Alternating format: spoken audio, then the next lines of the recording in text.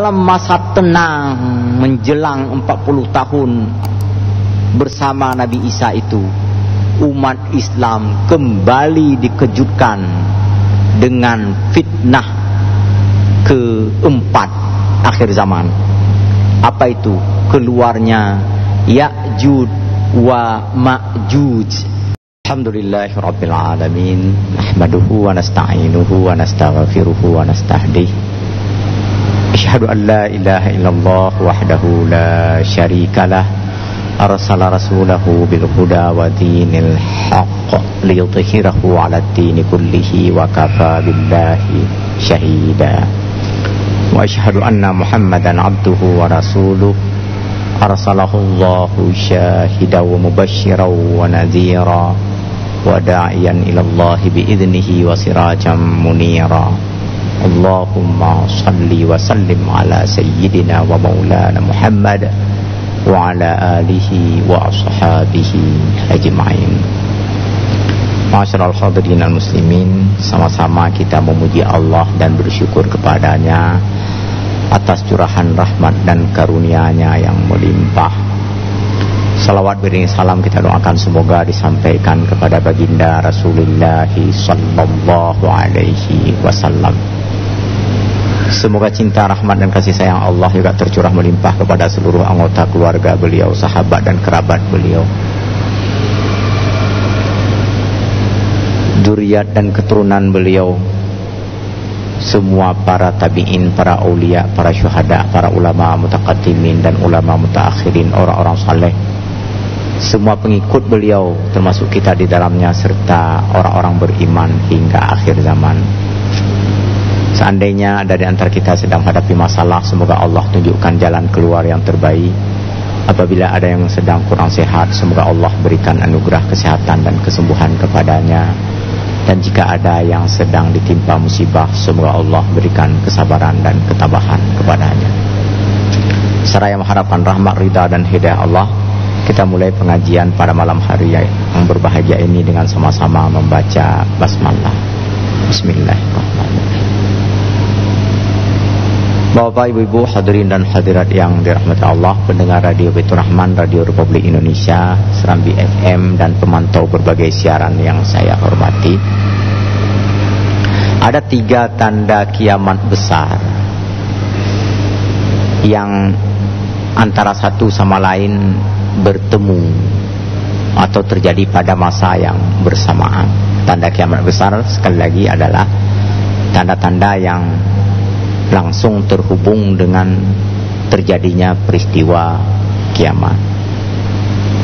Dalam kitab Al-Arifi, dalam kitab Nihayatul Alam Al-Arifi disebutkan yang pertama adalah Al-Mahdi, Zuhurul Mahdi, munculnya Imam Mahdi dalam kondisi umat sedang centang perenang, sedang mengalami berbagai ketimpangan, mengalami ketersiksaan, kezaliman, ketidakadilan. Allah lahirkan Imam Mahdi, istilahnya Tuhur Al-Mahdi. Nanti selama masa Al-Mahdi bersama umat akhir zaman, lebih kurang 7 atau 9 tahun,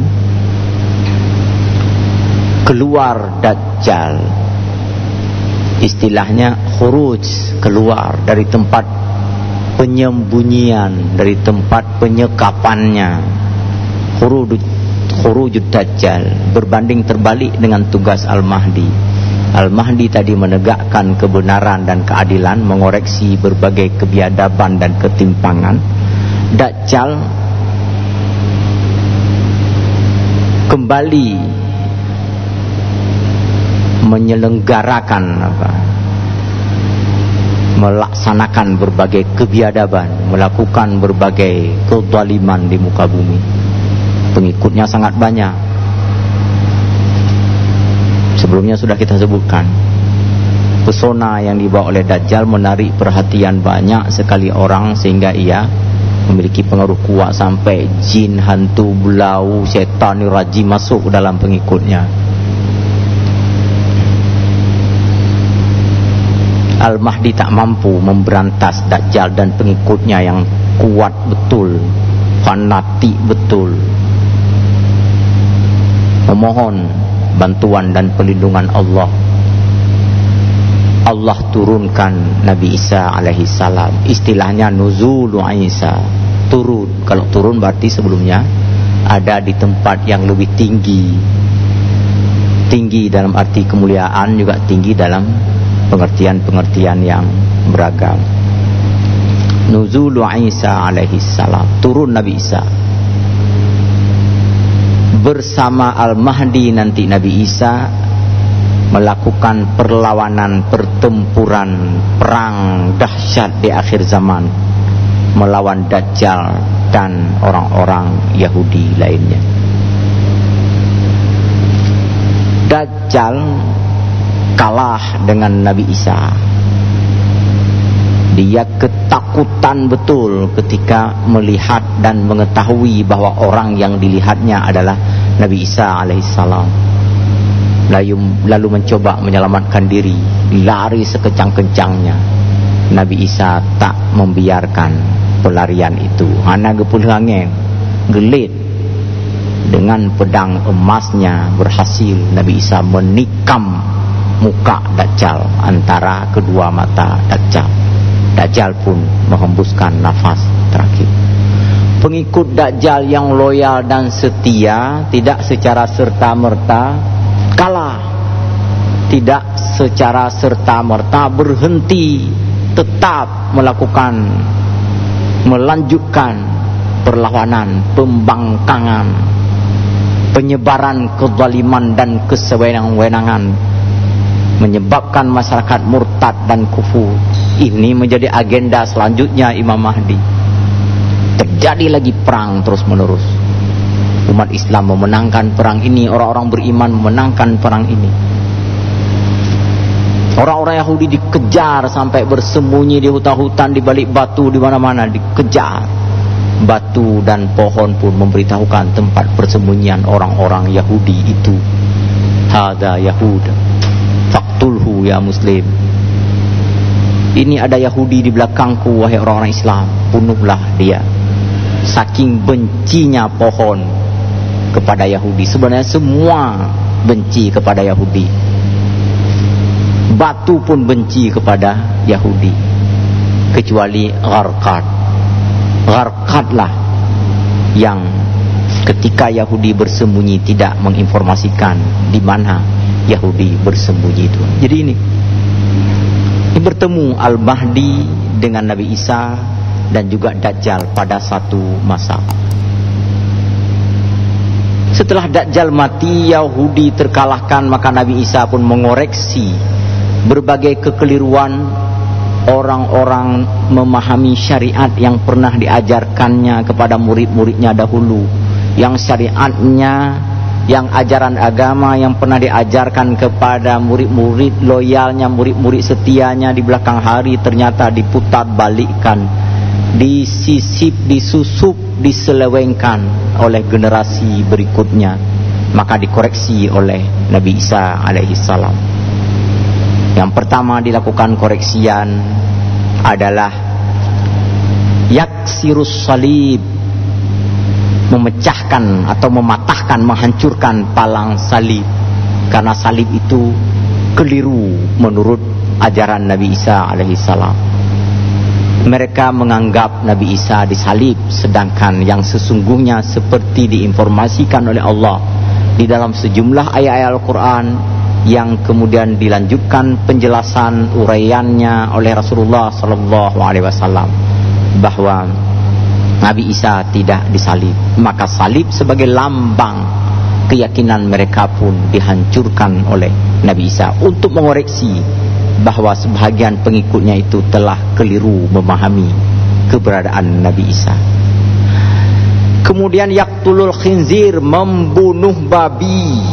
Karena babi, yaktulul khinzir, membunuh babi. Kenapa? Karena babi binatang yang jorok, menjijikkan, dan telah bukan hanya dimakan oleh sebahagian pengikut Nabi Isa di belakang hari, tetapi juga telah dijadikan sebagai komoditi utama, telah dijadikan sebagai ajang untuk meraih kekayaan dan pengaruh.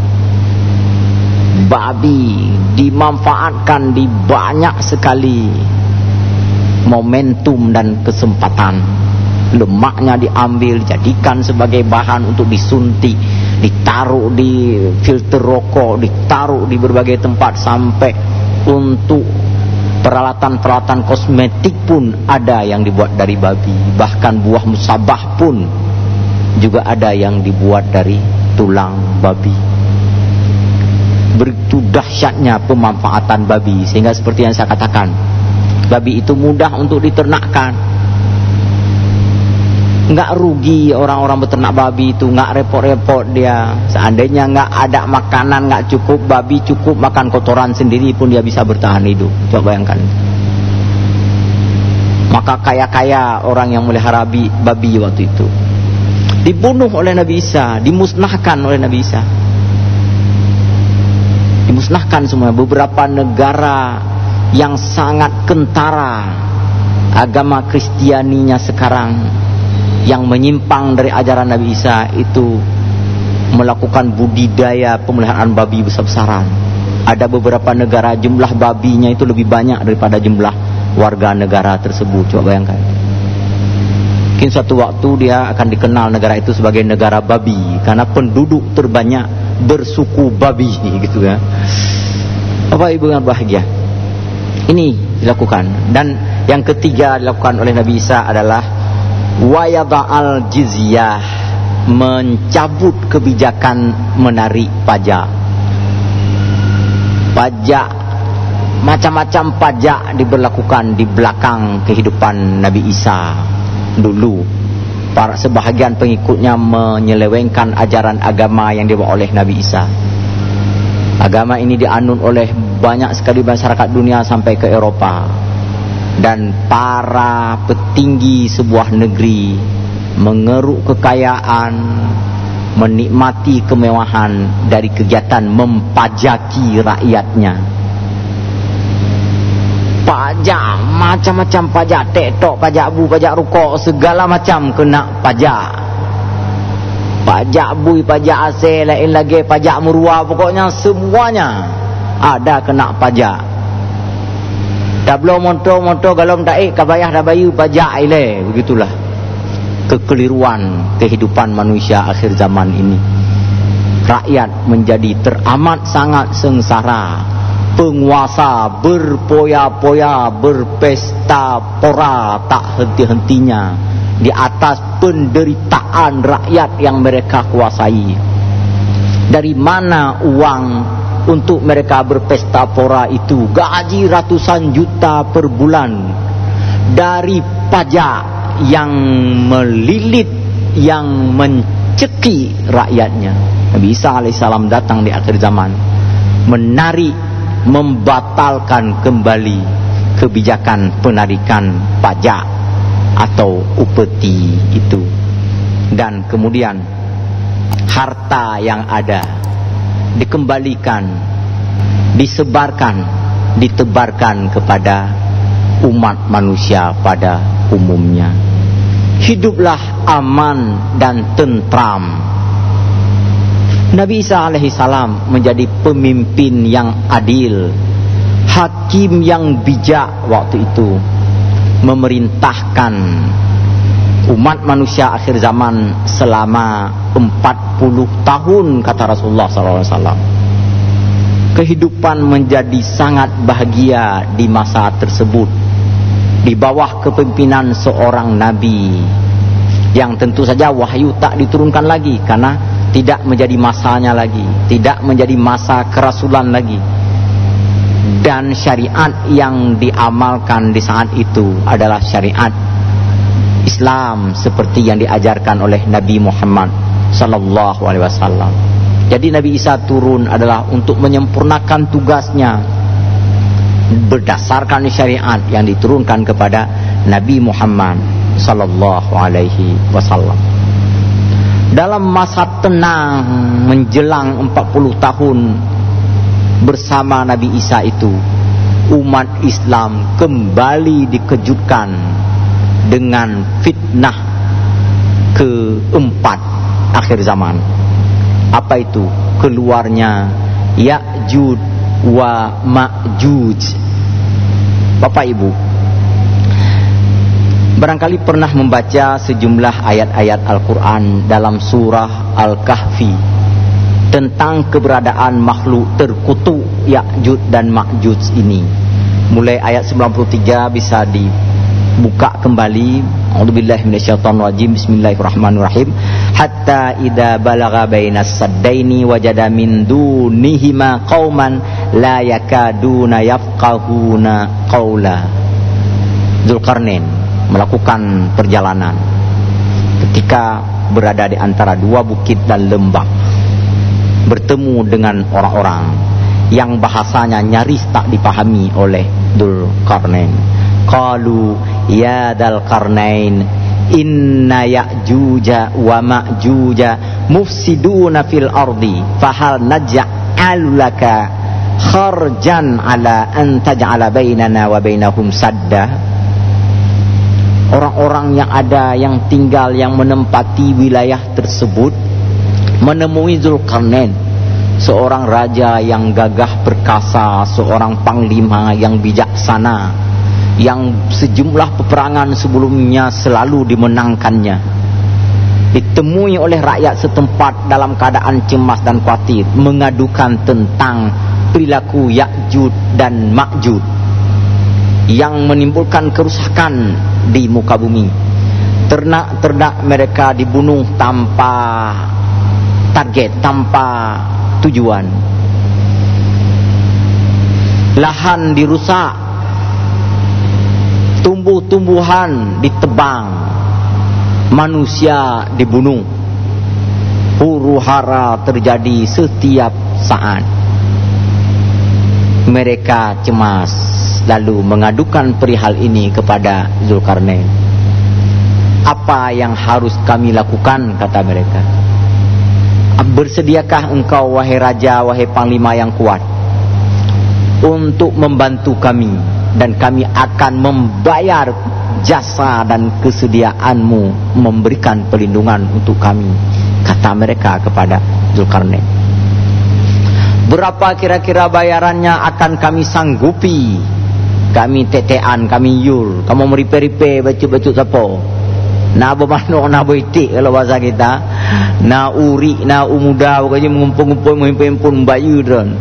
Nutulung jaga kamu. Nutulung pegap-pagi kamu. Baik itameng Ya'juj Ma'juj dalam ngampung kamu nyan, kata mereka kepada Dzulqarnain. Dzulqarnain merespon, memberikan jawaban. Qala ma makkanni fihi rabbi khairun fa'inuni biquwwatin aj'al bainakum wa bainahum radma. Yang diberikan oleh Allah untukku itu jauh lebih bagus, lebih besar dibandingkan yang akan kalian berikan untuk saya. Dalam bahasa kita sekarang, yang gebi oleh Allah, yang dikasih oleh Allah itu sudah lebih dari cukup. Itu saya nggak perlu kalian kasih lagi. Berapa sih kemampuan kalian? Apa kalian sebanding dengan Allah? Ini bapak ibu yang menjadi guru, yang menjadi dosen, kalau ada mahasiswa nawarin hadiah segala macam, jawab aja kayak gitu. Nggak perlu angku, jawab aja yang diberikan oleh Allah untuk saya itu jauh lebih bagus dibandingkan yang kamu bawa ini. Dibalut-balut sedikit ini Pak supaya saya cepat lulus, kan gitu. Nah yang karing gitu kan. Jangan bilang gaji saya lebih besar. Jangan itu angku, itu sombong namanya, dan itu enggak bijak. Katakan saja Allah yang menjadi andalan kami, Allah yang menjadi andalan kita. Allah memberikan jauh lebih sempurna dibandingkan yang mampu engkau berikan, kata Dzulqarnain. Itu bahasa yang tepat, itu bahasa yang cocok. Karena kita tidak menyombongkan diri dengan apa yang kita miliki, tetapi kita mengandalkan Allah. Allah bisa berikan lebih besar daripada itu untuk kita. Waktu zaman NGO sombong angkuh kemarin itu kan gitu. Datang dia ke kampung ini kalau mau melakukan ini, kami dari NGO ini akan membangun ini. Nah, katakan yang diberikan oleh Allah untuk kami warga kampung ini jauh lebih sempurna dibandingkan awak kape hijaunya NGO. Bukan kami tolak, kalau mau kasih tu baik lu tak syarat. Jangan buat syarat ini, buat syarat itu. Dibuatnya syarat urinang benaruh lah anggota tu haput, urinang benaruh lahnya. Pokoknya macam-macam tu. Orang non-Islam benaruh lah anggota tu haput. Diatur kampung kita oleh dia. Bam, mempah tak tampah lagi ke tepuk kan. Tapi itulah kita sikapi seperti bahasa Zulkarnain, bahwa bantuan yang diberikan oleh Allah itu jauh melebihi dari apa yang kalian bisa berikan untuk kami. Baik atu, baik ubah-ubah adat kamu, don. Jangan ubah-ubah kebiasaan kami. Ada tempat katanya itu dibikinnya menasah waktu itu, lalu di pintu depan menasah itu tempel lambang NGO dia itu. Yang di lambangnya itu karena nama NGO-nya berpalang salib harus tempel itu dulu. Jadi masyarakat bertanya kepada saya, necok melasa-melasa nur belah deh long. Kalau memang enggak mau dia bangun, enggak usah bangun sendiri. Enggak ada mampu kau babak pineng le.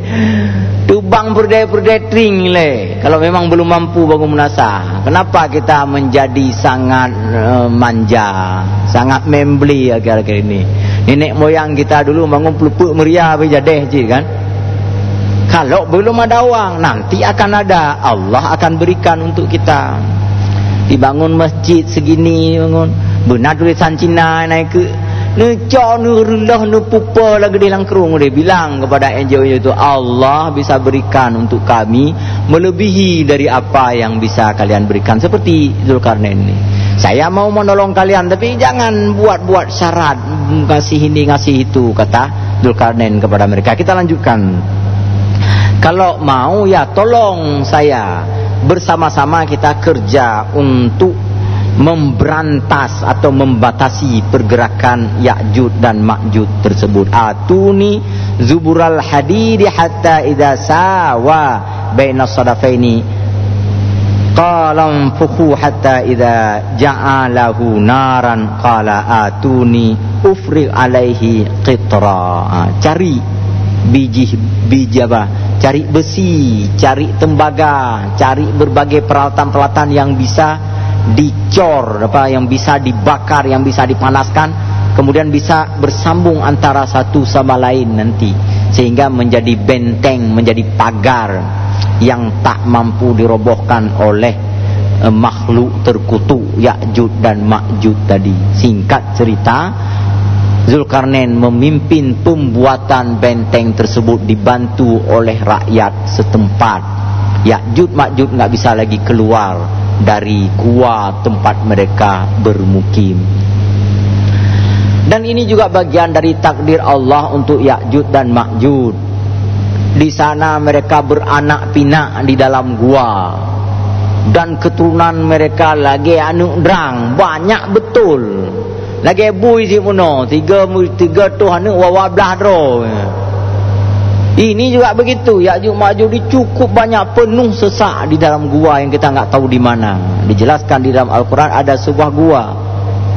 Malam hari Ya'juj Ma'juj lari ke gua itu. Siang hari lari ke gua itu, malam keluar membuat keonaran, membuat kerusakan dan penghancuran. Maka ketika mereka kembali ke gua di pagi hari, mulut gua di semua sisi itu dicor, dibuat benteng, dibuat pembatas, sehingga Ya'juj Ma'juj enggak bisa keluar lagi. Takdir bagi mereka. Pemimpin Ya'juj Ma'juj itu di dalam hadis disebutkan setiap hari memerintahkan sekian ribu Ya'juj Ma'juj untuk bekerja, melakukan penggalian untuk meruntuhkan tembok yang dibangun oleh Zulkarnain itu. Setiap hari 1000 lebih pekerja Ya'juj Ma'juj terus mengorek-ngorek tanah. Kerjaannya hanya mengorek-ngorek. Begitu mereka letih, mereka istirahat, hendak digantikan dengan pekerja lain, ada piket, maka Allah gantikan lagi tembok tadi, tanah tadi menjadi kuat seperti sebelumnya.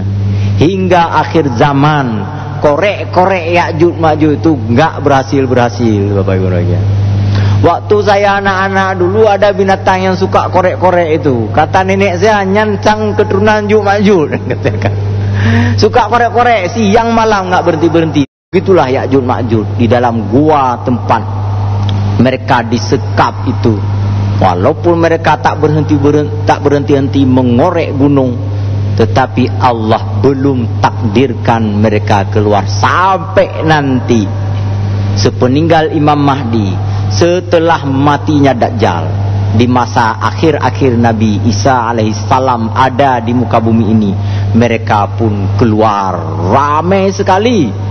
Mereka sangat brutal. Begitu keluar, apa yang nampak mereka hancurkan. Dan karena mereka lihat air sungai Ufrat, sungai Tigris banyak sekali, mereka minum air itu. Saking banyaknya jumlah mereka, kata Rasulullah SAW dalam hadis riwayat Imam Muslim, saking banyaknya jumlah mereka, air sungai itu kering diminum oleh semua makhluk Ya'juj dan Ma'juj itu, sampai ada satu Ya'juj Ma'juj terakhir keluar itu nggak kebagian minum, lalu mati kehausan di pinggir sungai karena habis airnya diminum oleh Ya'juj Ma'juj sebelumnya. Memang Ya'juj Ma'juj nggak setia nih ya. Saya mentumai dirupah saja untuk dia. Kalau setia nggak mungkin dia menjadi makhluk terkutuk. Setelah yang tadi yang sudah minum itu udah kenyang perutnya, lalu melakukan rampasan, pembunuhan, huru hara lagi. Ada makanan mereka rampas, ada ternak mereka bunuh, ada bangunan mereka rusak yang bisa dibakar sambil mereka tertawa-tawa. Umat yang hidup di akhir zaman bersama Nabi Isa waktu itu juga menjadi sangat cemas karena jumlah Ya'juj Ma'juj ini miliaran orang, mungkin triliunan orang jumlahnya. Apa orang, apa kita bilang ekor nih? Triliun ekor gitu kan? Karena banyak sekali, kalau dibilang triliun ekor nggak berekor ya, kita kunci berekor, tak kun orang, cangkau urung lagi gitu kan. Jadi pokoknya ribuan Ya'juj Ma'juj, apa jutaan, miliaran atau mungkin triliunan Ya'juj Ma'juj itu mengelilingi bumi melakukan penghancuran-penghancuran. Allah Subhanahu wa taala membimbing Nabi Isa alaihissalam bersama umat akhir zaman untuk menghindari benturan dan bentrokan dengan Ya'juj Ma'juj. Lalu diarahkan untuk mendaki sebuah bukit, Bukit Tur namanya. Mereka pun mendaki bukit tersebut. Ya'juj Ma'juj nggak bisa melihat. Orang-orang yang tak sempat mendaki bukit itu menjadi sasaran pembunuhan dari Ya'juj Ma'juj. Mereka memanah ke mana-mana arah. Sebahagian panah mereka itu kena kawan-kawan mereka sendiri. Setelah kena kawan, mereka tertawa-tawa, terkekeh-kekeh, lalu menyepak dan menendang kawannya. Yang menyum dumeu reung jino lagi kan, meengkoh ngon koh chan ngem empoh ngon nyan bijeh Ya'juj Ma'juj. Ya, hati-hati bertemu dengan orang seperti itu, Bapak Ibu. Memang enggak setia dikit pun Ya'juj Ma'juj itu. Jadi akhirnya mereka lihat keadaan dunia sudah habis, nggak ada lagi manusia yang mereka temui, semua sudah dibunuh, ternak sudah mati semuanya, tumbuh-tumbuhan itu mereka bumi hanguskan semuanya, mereka hancur leburkan. Lalu mereka membuat panah dengan pegas yang kuat-kuat, mereka panah ke langit dengan harapan dengan pertimbangan mereka ini sekarang semua makhluk Tuhan hendak kita bunuh. Sekarang mari sama-sama kita bunuh Tuhan, katanya. Lalu mereka melepaskan anak panah ke udara, ke angkasa sana. Dan Allah mentakdirkan anak panahnya itu lama sekali jatuh. Yang pertama pegas, tariknya itu memang bikin yang kuat sehingga anak panahnya meluncur, melesat begitu jauh. Dan Allah takdirkan begitu jauh. Setelah begitu jauh anak panahnya turun. Di ujung anak panahnya itu ada darah. Lalu mereka bersorak tanda kemenangan, telah membunuh Tuhan. Dan memproklamirkan satu sama lain, saling berpelukan, saling berjingkrak-jingkrak. Lagi lagu dangdut sambil menari, sambil berjoget. Lalu mereka mengatakan Tuhan telah mati, Tuhan telah mati, kita bunuh, kitalah yang menjadi penguasa dunia. Semua ciptaan Tuhan sudah kita bunuh, Tuhan pun kita bunuh, dan sekarang kitalah Tuhan sendiri. Ini kerja Ya'juj Ma'juj di akhir zaman.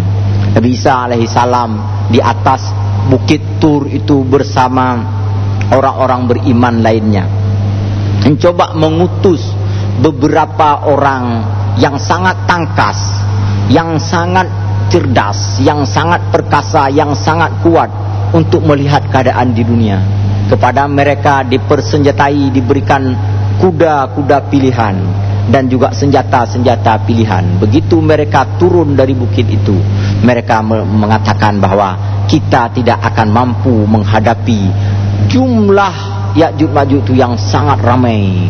Lagi lino terus menerus datang, tetapi Allah lindungi mereka. Ya'juj Ma'juj tak bisa melihat orang-orang yang diutus oleh Nabi Isa tersebut. Nabi Isa berpikir bagaimana caranya mengalahkan mereka, dan satu-satunya cara hanya memohon kepada Allah Subhanahu wa taala. Orang beriman memang begitu, Bapak Ibu berbahagia.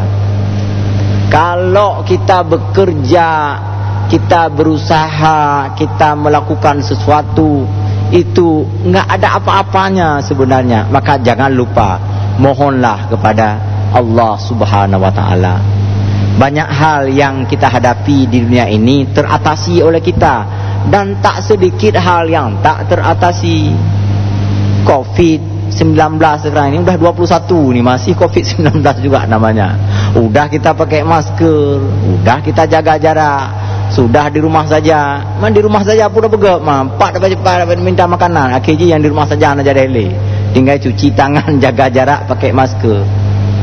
Sudah kita lakukan semua itu, masih juga kena. Mohon kepada Allah Subhanahu wa taala. Seperti yang kita bahas pada pertemuan sebelumnya.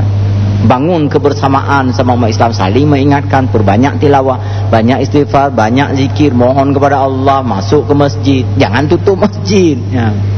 Kalau kita sudah enggak mampu lagi, itu dilakukan oleh Nabi Isa dan orang-orang beriman di akhir zaman nanti.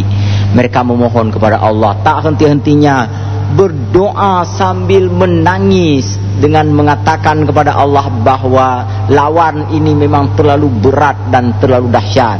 Bukan kami tidak mau menghadapi mereka, tetapi jumlah mereka yang terlalu ramai. Akhirnya Allah pun mengirim bala penyakit kepada Ya'juj dan Ma'juj itu. Disebutkan dalam hadis ada semacam ulat kecil yang menggigit Ya'juj Ma'juj satu persatu. Jumlah ulat itu dari hari ke hari semakin banyak. Mungkin macam virus sekarang lah, tertular dan menular satu sama lain, sampai ujung-ujungnya akhirnya mereka semua mati bergelimpangan. Ma'alal ardi min shibrin, kata Rasulullah, tidak ada sejengkal pun di atas permukaan bumi ini yang tidak ada mayatnya, bangkainya. Kata mayat mulia tak Ya'juj, bangkainya Ya'juj dan Ma'juj itu. Tak ada satu jengkal pun tanah kosong di permukaan bumi yang tidak ada bangkai Ya'juj dan Ma'juj. Coba Bapak Ibu yang pandai matematika, coba hitung berapa luas permukaan bumi ini, lalu kemudian berapa jumlah Ya'juj Ma'juj ada. Semuanya terbaring di atas permukaan bumi, nggak ada sejengkal pun ruang kosong. Begitulah jumlah Ya'juj Ma'juj di akhir zaman. Bapak Ibu bahagia, selesaikah sampai di situ? Belum. Coba bayangkan, kalau sebanyak itu bangkai bergelimpangan di muka bumi, jalan saja kita nggak bisa, lalu dari hari ke hari bangkai pun menjadi busuk, apa lagi yang akan terjadi? Kembali Nabi Isa alaihissalam mengadu kepada Allah Subhanahu wa taala. Orang-orang beriman memohon pertolongan Allah dengan mengawali rasa syukur, rasa tahmid. Di dalam doa memang begitu, kita awali dulu dengan tahmid. Tadi Ustaz Miswar memimpin doa Allah alhamdulillahirabbil alamin, kan itu dulu yang diucapkan ketika kita memulai doa. Baru setelah itu kita minta yang lain. Allahumma a'inna ala zikrika wa syukrika wa husni ibadati. Tapi awalnya kita tahmid dulu, kita memuji Allah dulu, kita bersyukur dulu kepada Allah. Atas apa? Atas kenikmatan yang telah diberikan sebelum-sebelum ini sampai detik ini. Nabi Isa pun begitu, mengawali doanya dengan bertahmid, bersyukur kepada Allah. Apa tahmidnya? Dengan berbagai anugerah Allah sebelumnya, termasuk memenangkan pertarungan melawan Dajjal, kemudian memenangkan lagi berbagai pertarungan lain melawan orang-orang Yahudi, para pengikut Dajjal. Kemudian telah mematikan Ya'juj Ma'juj yang sangat merusak perilakunya itu. Setelah memuji Allah, setelah bersyukur kepada Allah, barulah ya Allah tolong kami Berikan kekuatan kepada kami untuk mampu memindahkan jenazah, terlalu mulia jenazah, memindahkan bangkai-bangkai busuk milik Ya'juj Ma'juj itu ya Allah.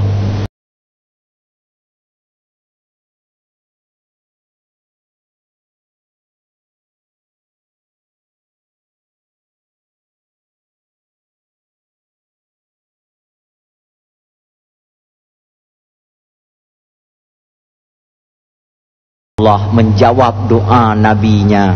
Allah menjawab doa manusia, salah satu manusia pilihannya itu dengan cara menciptakan burung yang lehernya, kata Rasulullah, seperti leher unta. Berarti burungnya panjang leher. Baik ne bikin tu jangan dikira nanti burung bangau. Pokoknya burung itu sanggup mematuk bangkai Ya'juj Ma'juj satu persatu, lalu dibawa terbang ke laut, dijatuhkan bangkai-bangkai itu ke laut. Dalam beberapa waktu nanti semua permukaan bumi telah bersih kembali dari bangkai-bangkai Ya'juj dan Ma'juj. Pada pertemuan mendatang kita lanjutkan kisah akhir zaman ini, kisah tentang masa depan ini. Lebih kurang saya mohon maaf. Kepada Allah sama-sama kita mohon ampun. Subhanakallahumma bihamdika asyhadu an la ilaha illa anta astaghfiruka wa atubu ilaik. Wassalamualaikum warahmatullahi wabarakatuh.